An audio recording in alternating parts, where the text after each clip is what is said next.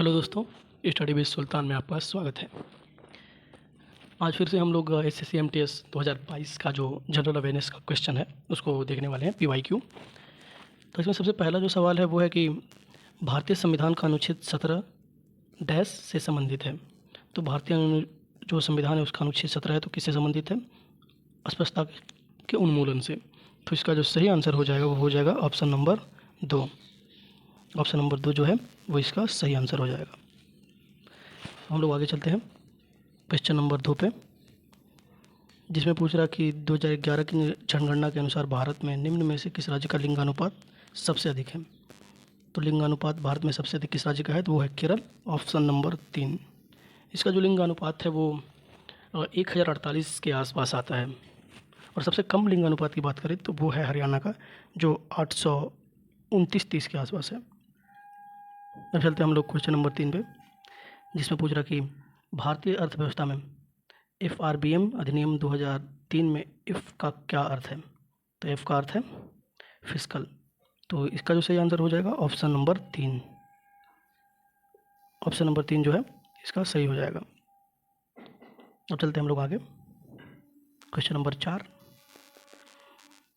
गैल्वेनीकरण मतलब यशद लेपन जो होता है कि कवर किसी भी चीज़ पे चढ़ाया जा रहा हो, कि वह प्रक्रिया है जिसमें लोहे पर जंग लगने से बचने के लिए इस पर डैश की एक पतली परत चढ़ाई जाती है। तो लोहे पर जंग लगने के लिए जस्ते की परत चढ़ाई जाती है। तो इसका जो सही आंसर हो जाएगा ऑप्शन नंबर 1। चलते हैं आगे क्वेश्चन नंबर 5। निम्नलिखित में से किस सल्तनत काल के 2 मूल सिक्के चांदी का टका और तांबे का जीतल जलाया था? तो इल्तुतमिश, ऑप्शन नंबर 3, इसने चांदी का टका और तांबे का जीतल जलाया था। आगे आते हैं क्वेश्चन नंबर 6। वॉकर कप निम्नलिखित में से किससे संबंधित है? तो गोल्फ से। ऑप्शन नंबर 1 इसका सही हो जाएगा। गोल्फ जो है उसी से संबंधित है वॉकर कप। आगे आते हैं क्वेश्चन नंबर 7।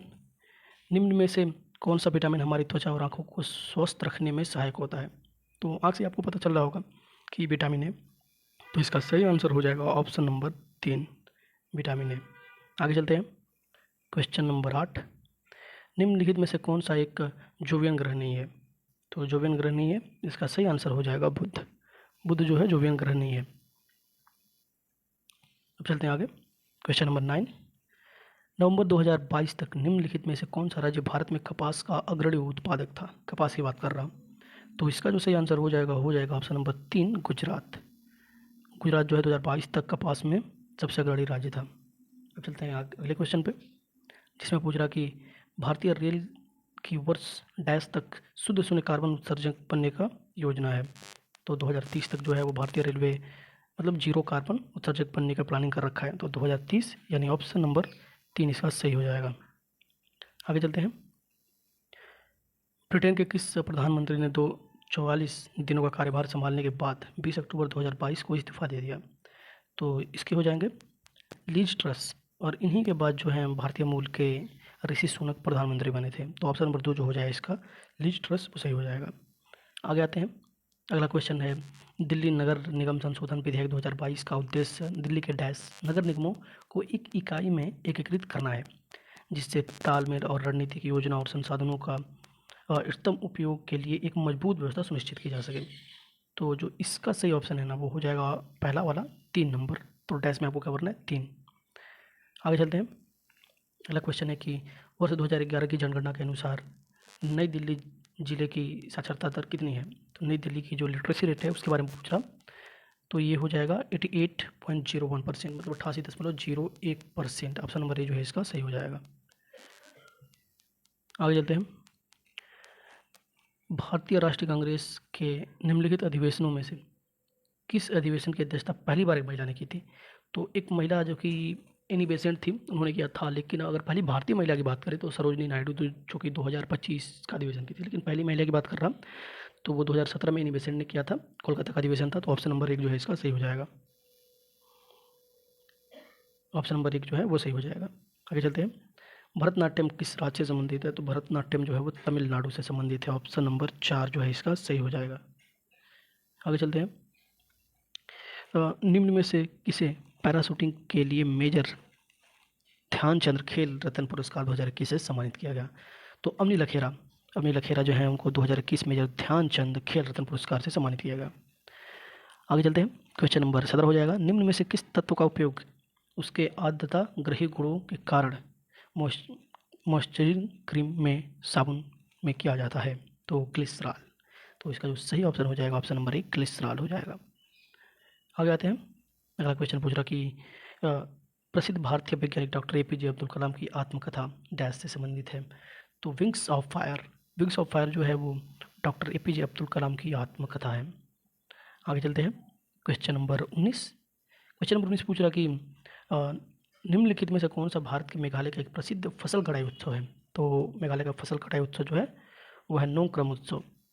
नोक्रम उत्सव जो है वो मेघालय का फसल कटाई उत्सव है। ऑप्शन नंबर 3 इसका सही हो जाएगा। आगे आते हैं, कुचिपुड़ी नृत्य निम्न में से इसमें कुचिपुड़ी नृत्य शैली के किस गुरु को वर्ष 1998 में पद्म भूषण मिला था? तो इसका सही आंसर हो जाएगा गुरु वेम्पति चिन्ना सत्यम को। ऑप्शन नंबर 3 जो है इसका वो सही हो, सॉरी ऑप्शन नंबर 2 सही हो जाएगा, गुरु वेम्पति चिन्ना सत्यम। आगे आते हैं, क्वेश्चन पूछ रहा कि भारत का क्षेत्रफल विश्व के कुल भौगोलिक क्षेत्रफल का कितना प्रतिशत है? तो 2.4। ऑप्शन नंबर 3 इसका सही हो जाएगा। आगे आते हैं, अगला क्वेश्चन पूछ रहा कि मनुष्य के आरंभिक विकास में प्रागैतिहासिक काल को सामान्यतः डैश के नाम से जाना जाता है। जो प्रागैतिहासिक काल था उसके बारे में पूछ रहा, तो पूरा पाषाण काल मतलब ओल्ड स्टोन एज बोला जाता है इसको। ऑप्शन नंबर 4 जो है वो इसका सही हो जाएगा। आगे आते हैं, आगे पूछ रहा कि भारतीय संगीतकार और कंपोजर पंडित शिव कुमार शर्मा डैश के एक प्रसिद्ध प्रतिपादक थे? तो हो जाएगा संतूर। जो पंडित शिव कुमार शर्मा है वो संतूर के काफ़ी अच्छे प्रतिपादक हैं। आगे आते हैं, अगला क्वेश्चन हो जाएगा कि वर्ष 2022 में गठित स्वराज पार्टी के अध्यक्ष कौन थे? तो चिदम्बरम दास, सॉरी चित्तरंजन दास थे, CR दास जिनको बोला जाता है। और आगे आते हैं, ये हो जाएगा इस वीडियो का आखिरी क्वेश्चन। और मैं आपसे बोलूँगा कि वीडियो अच्छा लगा हो तो लाइक करिएगा और कमेंट में ज़रूर बताइएगा और वीडियो को अपने दोस्तों के पास भी शेयर करिएगा। मैं जनरल अवेयरनेस के का जो कंप्लीट सिलेबस है उसको पढ़ाने वाला हूँ, तो इसके लिए चैनल को सब्सक्राइब कर लीजिएगा। तो आखिरी क्वेश्चन जो है वो पूछ रहा कि पटदकल में जैन मंदिर का निर्माण किसने किया था? तो राष्ट्रकूट राजाओं ने किया था। ऑप्शन नंबर 4 जो है इसका वो सही हो जाएगा।